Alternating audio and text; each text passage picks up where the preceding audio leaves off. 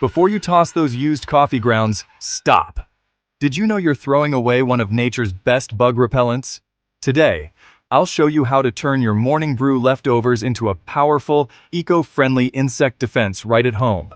Coffee grounds contain caffeine and diterpenes compounds that are toxic to many insects.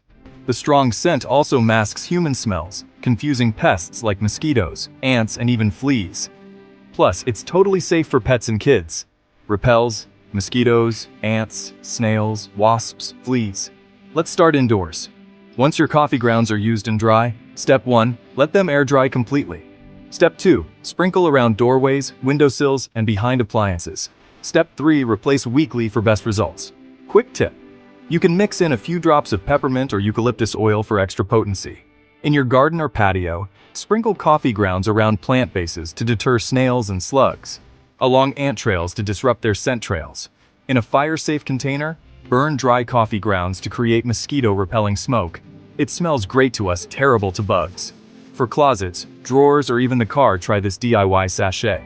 You'll need dry used coffee grounds, a piece of breathable fabric or a mesh bag, and, if you want, cloves or lavender for added aroma. Hang or tuck it where bugs might sneak in. But here's what not to do. Don't use wet grounds directly. They can mold and attract flies instead.